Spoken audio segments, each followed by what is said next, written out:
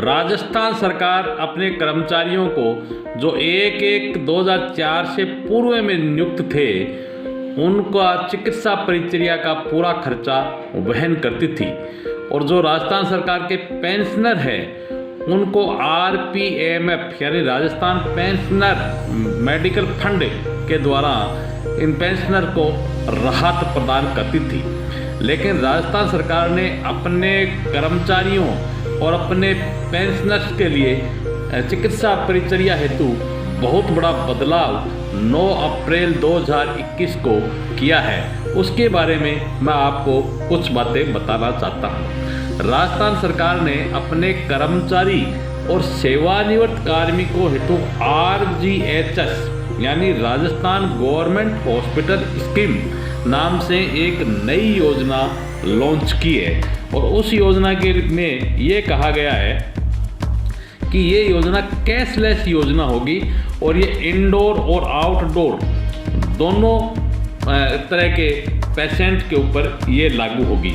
और राजस्थान सरकार ने ये कहा है कि ये इस योजना में मंत्रीगण, अखिल भारतीय सेवाओं के अधिकारीगण, MLA, ex-MLA और वर्किंग और रिटायर्ड के सारे जुडिशरी ऑफिसर्स और वर्किंग और रिटायर्ड सारे एम्प्लॉई और सारे पेंशनर्स, फैमिली पेंशनर्स, स्वायत्तशासी संस्थाओं के कार्मिक, बोर्ड, निगम आदि सभी के कार्मिकों के ऊपर यह स्कीम लागू होगी।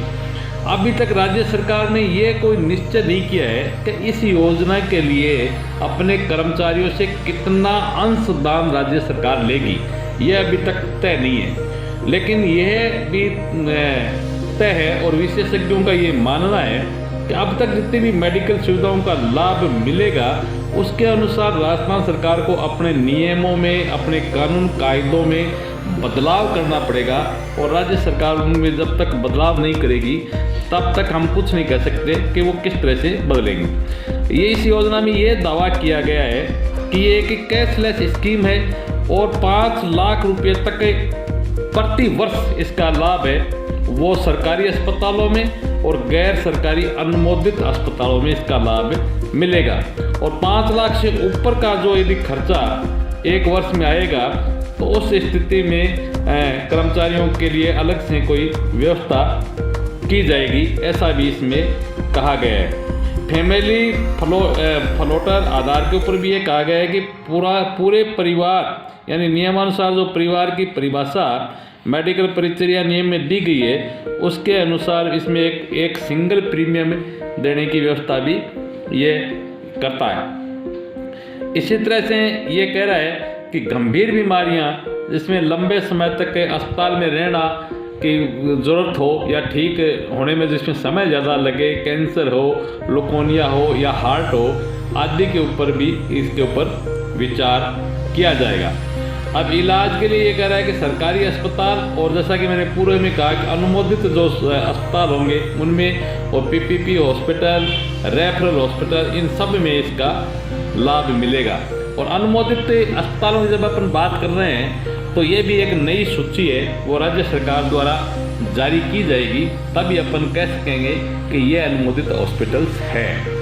इसके अलावा ये कह रहा है कि इसके जो बिंदु संख्या 2 में शामिल सभी वर्ग के व्यक्ति जो लाभार्थी 10/4/2021 या 30/4/21 तक जो वेबसाइट इसकी बनेगी, अभी तक वेबसाइट बनी नहीं है, उसके ऊपर इनको एनरोलमेंट करना होगा और उसी के माध्यम से आगे की कार्रवाई सारी इसमें निहित होगी।